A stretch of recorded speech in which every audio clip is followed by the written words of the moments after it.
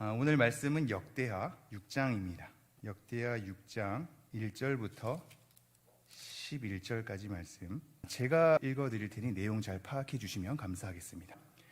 그때 솔로몬이 이르되 여호와께서 캄캄한 데 계시겠다 말씀하셨사오나 내가 주를 위하여 거하실 성전을 건축하였사오니 주께서 영원히 계실 처소로소이다 하고 얼굴을 돌려 이스라엘 온 회중을 위하여 축복하니 그때 이스라엘의 온 회중이 서 있더라. 왕이 이르되 이스라엘 하나님 여호와를 송축할지로다. 여호와께서 그의 입으로 내 아버지 다윗에게 말씀하신 것을 이제 그의 손으로 이루셨도다. 이르시기를 내가 내 백성을 애굽 땅에서 인도하여 낸 날부터 내 이름을 둘 만한 집을 건축하기 위하여 이스라엘 모든 지파 가운데서 아무 성읍도 택하지 아니하였으며 내 백성 이스라엘의 주권자가 될 사람을 아무도 택하지 아니하였더니 예루살렘을 택하여 내 이름을 거기 두고 또 다윗을 택하여 내 백성 이스라엘을 다스리게 하였노라 하신지라.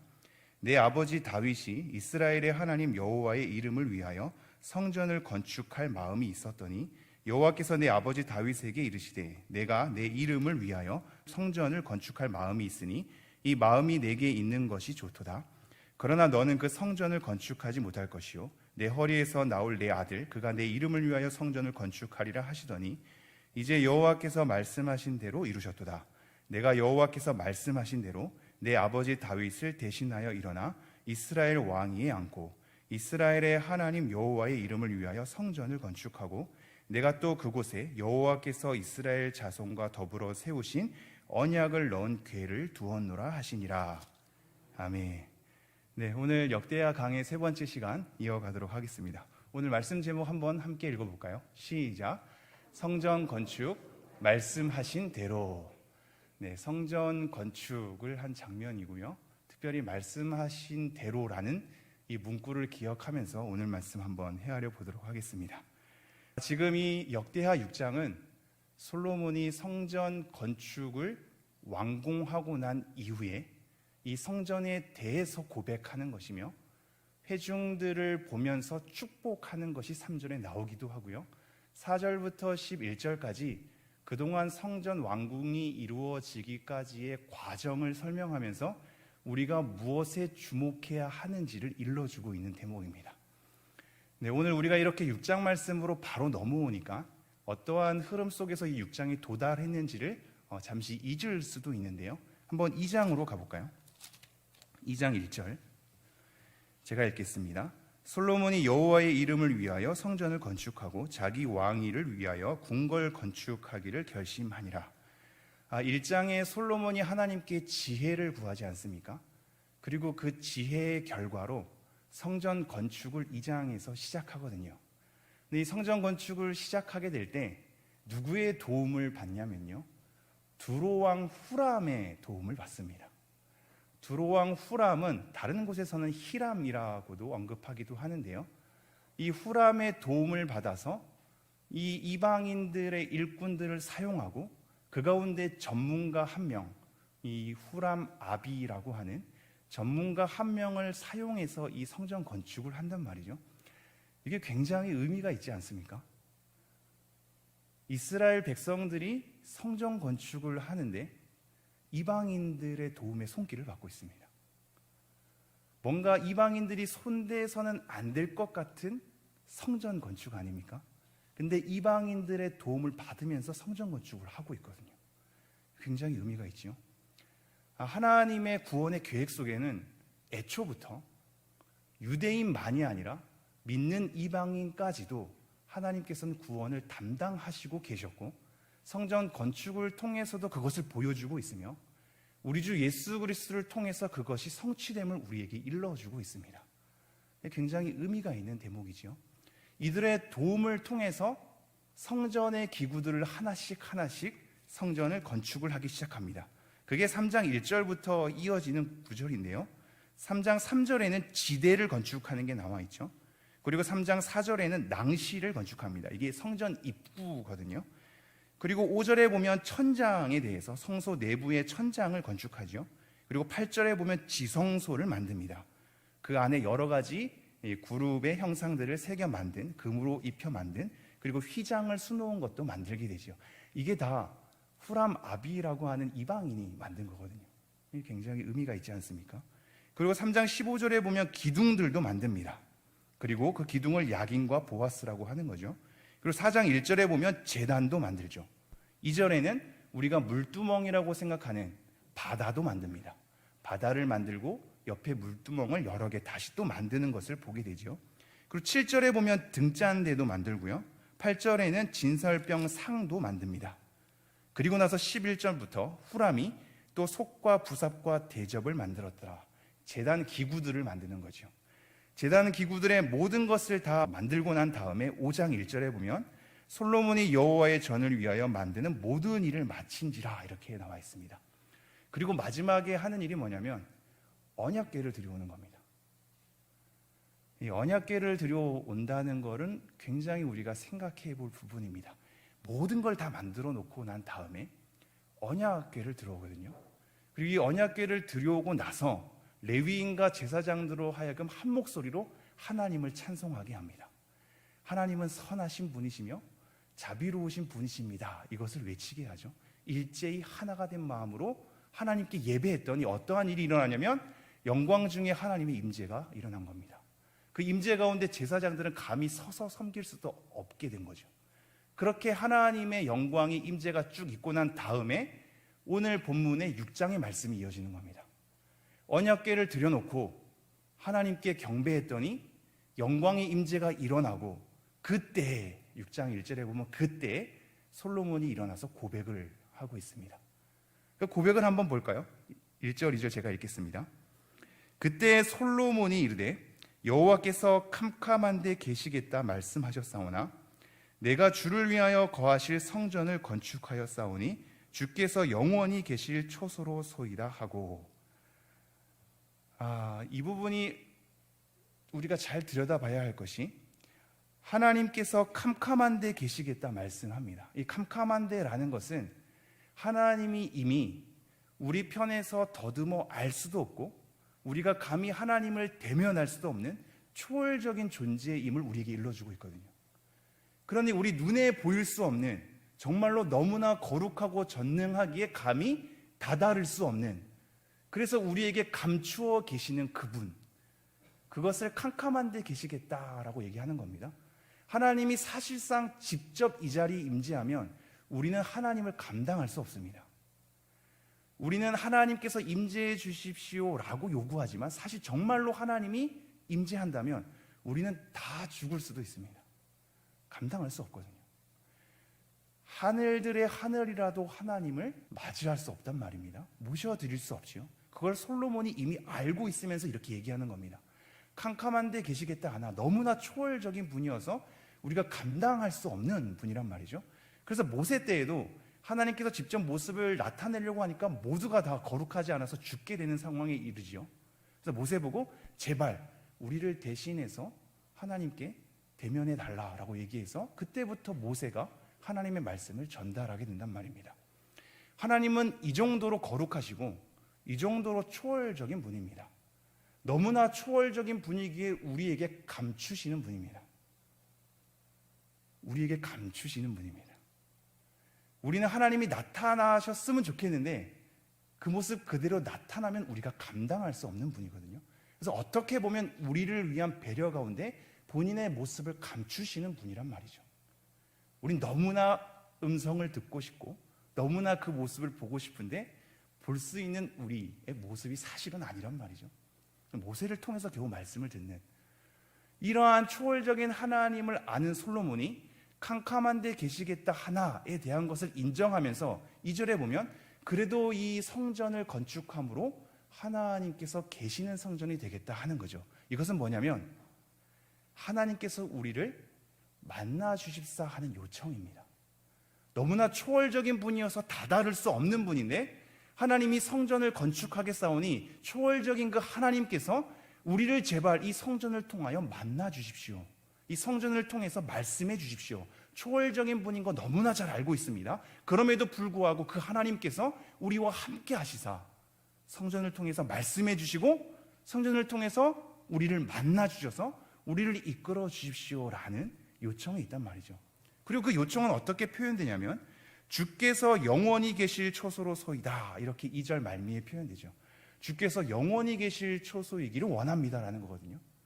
소망이 있습니다. 솔로몬은 지금 그 초월적인 하나님께서 성전을 통해서 제발 우리를 만나 주시기를, 다스려 주시기를, 인도해 주시기를, 우리 가운데 하나님께서 예배를 받아 주시기를 원하고 있단 말이죠. 이 성전에 계시는, 임재하시는 하나님에 대한 소망이 영원히 있었으면 좋겠다라는 소망으로 이어지고 있습니다. 여러분 잘 생각해 보십시오. 그런데 하나님께서 예루살렘 성전에 영원히 계셨습니까? 아니지요. 저번 주에도 말씀드렸다시피 이 역대기의 1차 독자는 포로 귀환한 이스라엘 백성이란 말입니다. 포로 귀환한 이스라엘 백성이 이미 성전이 멸망된 것을 경험했고 나라가 멸망된 것을 경험한 사람들입니다. 이 경험한 사람들이 지금 이 장면을 읽었을 때 처음 성전 건축이 이루어지는 그 시기 가운데 영원히 이곳 가운데 임재해 주십시오라고 하는 이 솔로몬의 기도를 보면서 왜 영원히 우리 가운데 임재하지 않았을까를 되새겨 볼 때 그것은 하나님과의 언약적인 관계를 우리가 깨뜨렸기 때문이다라는 것을 깨닫는 부분입니다. 영원히 계셨으면 좋겠는데 솔로몬은 그러한 소망으로 하나님께 지금 올려드리고 있으나 우리가 이러한 처지를 당한 건 하나님 잘못이 아니라 우리 편에서 언약을 깨뜨렸기 때문이다 라는 것이 일깨워지는 장면이죠. 하나님은 한 번도 배신한 적이 없습니다.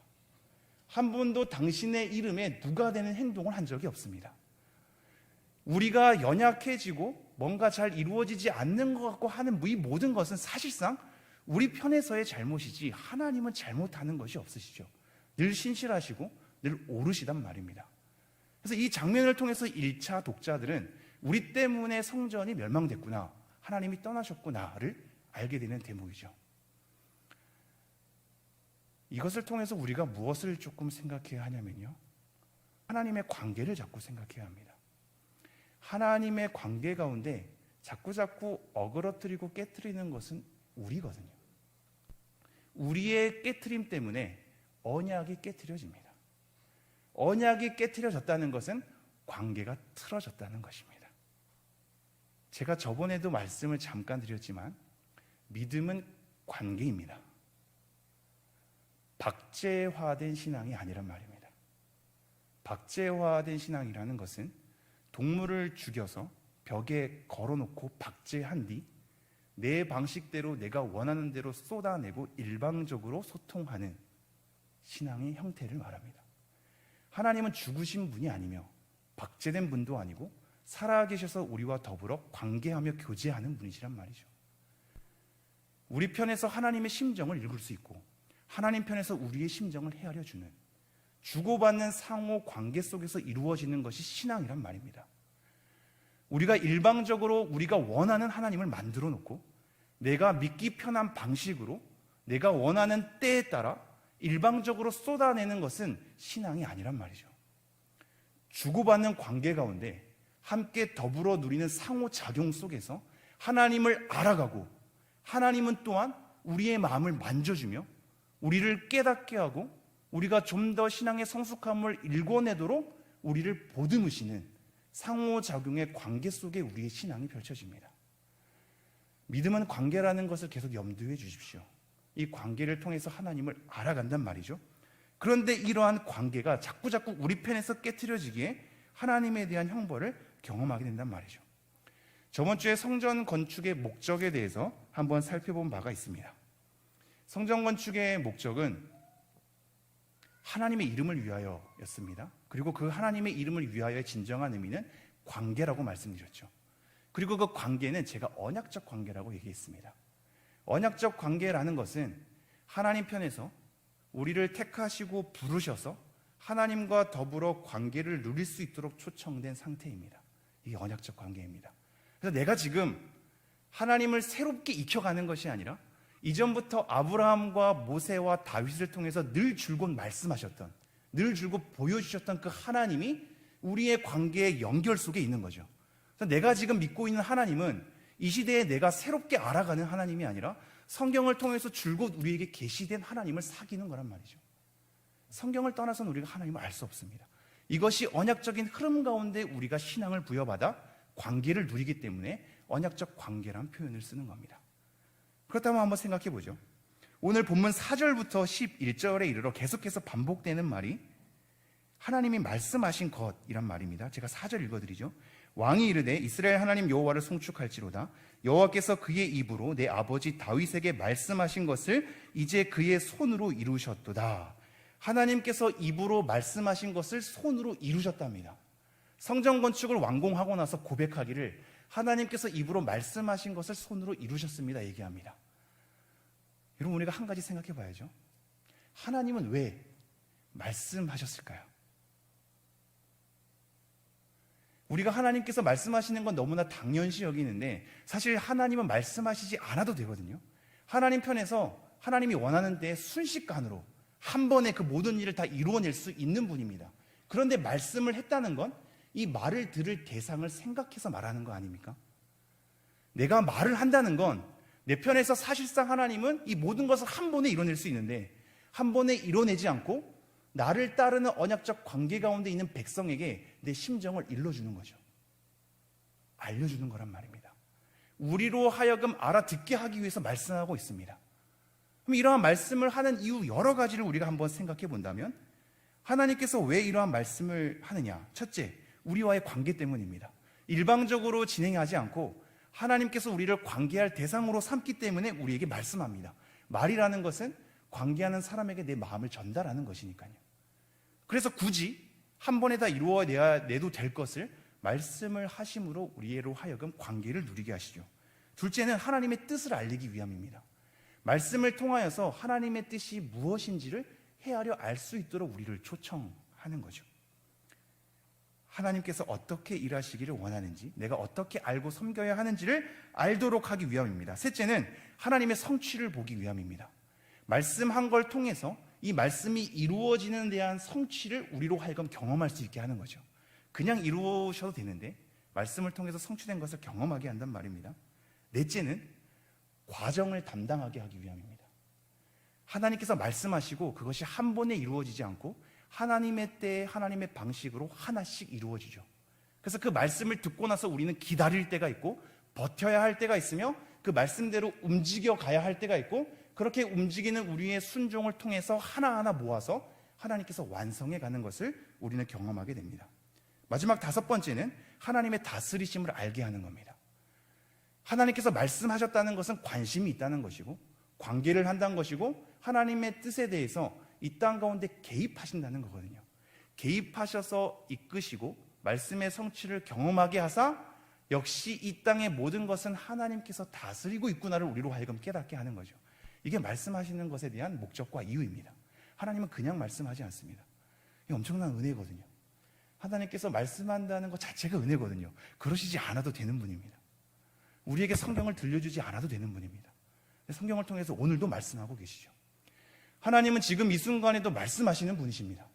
우리의 관계 때문에 우리로 하여금 하나님의 어떠함을 알게 하기 위해 하나님의 성취를 목격하기 위해 하나님께서 다스린다는 것을 우리로 하여금 인정하기 위해 우리와의 관계를 위해서 언약적인 토대 가운데 자기를 일러주시며 그 속에 초청해 주시고 하나님을 알게 하사 결국 두 손 두 발 들고 하나님을 인정할 수밖에 없게끔 만들어내시죠. 이것이 하나님께서 우리로 하여금 말씀을 듣게 하시고 하나님께서 말씀하게 하신 이유입니다. 그렇다면 우리가 한 가지 더 나아가 보죠. 이렇게 말씀하신 하나님께서 말씀하신 대로 이룬다라는 걸 보게 되거든요. 제가 10절 말씀 읽어드리겠습니다. 이제 여호와께서 말씀하신 대로 이루셨도다. 내가 여호와께서 말씀하신 대로 내 아버지 다윗을 대신하여 일어나 이스라엘 왕위에 앉고 이스라엘 하나님 여호와의 이름을 위하여 성전을 건축하고. 솔로몬이 지금 성전 건축한 것은 7년 정도 걸렸거든요. 7년 정도 걸리는 이 모든 과정도 상당히 심혈을 기울였습니다만 그 전에 다윗이 모든 토대를 다 준비하지 않습니까? 이 모든 토대를 준비하고 본인도 이방인들의 도움을 받고 철저하게 계획한 대로 수많은 재료들을 다 써서 세밀하게 하나씩 하나씩 모세의 성막에 대한 닮은 꼴이나 그것보다 더 업그레이드된 큰 성전으로 이 성전 건축을 완공한단 말입니다. 솔로몬이 너무나 애쓰지 않았습니까? 7년인데요. 굉장히 애썼는데 마지막으로 뭐라고 얘기하고 있죠? 말씀하신 대로 하나님께서 이루신 것입니다. 이렇게 얘기하고 있습니다. 이 이유가 무엇일까요? 마무리를 좀 하죠. 이 이유가 무엇일까요? 말씀하신 대로 하나님께서 이루셨다는 것은 마냥 내가 다 해놓고 하나님의 영광을 위해서 했습니다라고 돌리는 주문 같은 것이 아닙니다. 하나님을 알기에 이전부터 언약적인 관계 가운데 이 모든 토대를 준비하였고, 하나님께서 택하시고 허락하시고 다스리심 없이는 내가 이 성전 건축을 완성할 수 없음을 알기에, 그래서 이 모든 목적이 하나님을 위해서 한다는 목적이 있다 할지라도 다윗도 오늘 본문 7절에 보면 동일한 목적을 지녔으나 다윗은 성전 건축을 할 수 없었거든요. 왜냐하면 마음이 순수하고 의도와 목적이 맞아도 하나님의 때가 아니었기 때문입니다. 하나님의 때가 아니면 하고 싶어도 못하는 거거든요.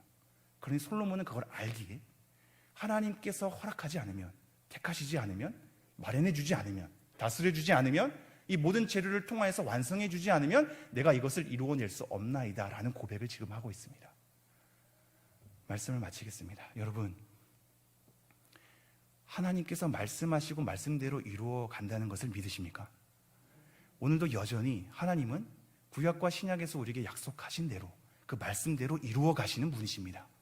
하나님의 그 다스리심을 알기에 하나님께서 여전히 오늘도 우리에게 말씀하시고 말씀대로 이루어 간다는 것을 알기에 우리는 솔로몬처럼 또한 다윗처럼 모든 것을 다 이루어낼 수 없고 내가 하고 싶어도 다 할 수 없으며 내가 완성하고 싶어도 완성되지 않는 한계를 알기에 이 모든 것은 하나님께 달려 있습니다. 난 이 세상 가운데, 이 시대 가운데, 내 인생 가운데 내가 해야 할 몫만 할 뿐입니다로 하나님께 엎드릴 수 있는, 내 개인적인 삶이 아무것도 아닌 것 같아도 내 삶의 소소한 일상을 하나둘 모아서, 우리 성심교회 교우들의 인생 하나둘 모아서 하나님의 뜻을 이루어가고 하나님께서 말씀하신 대로 성취할 것이라는 믿음 아래 오늘도 하나님을 기대하며 하나님의 다스리심을 인정하며 하나님의 높으심을 송축하며 하나님께서 말씀대로 이루어 간다는 것을 신뢰하며 엎드려 나아가는 우리 모두가 되기를 소망합니다. 기도하도록 하겠습니다. 하나님, 오늘도 이 말씀을 통하여서 하나님을 알게 하여 주시니 감사합니다. 여전히 하나님은 말씀하시고 말씀하신 대로 이루어 가심을 우리가 고백합니다. 오늘도 신구약 말씀을 통해서 계시하신 하나님께서 여전히 우리와 관계를 맺으시며 하나님을 알아가게 하시고 하나님께서 약속하신 바를 일구어내시며 결국은 하나님께서 원하시는 때 원하시는 방식으로 모든 것을 완성하실 줄 믿습니다. 우리가 그 가운데 우리의 인생을 부여받았사오니 많은 것을 할 수 없고 다 알 수 없으며 다 모든 것을 감당할 수 없으나 우리 인생에게 허락된 대로, 우리에게 시간이 허락된 대로, 우리에게 능력이 허락된 대로 우리가 걸을 수 있는 만큼 하나님 편에서 걸어갈 수 있는 인생이 되게 하여 주시옵소서. 이 모든 말씀 우리 주 예수 그리스도 이름으로 기도합니다.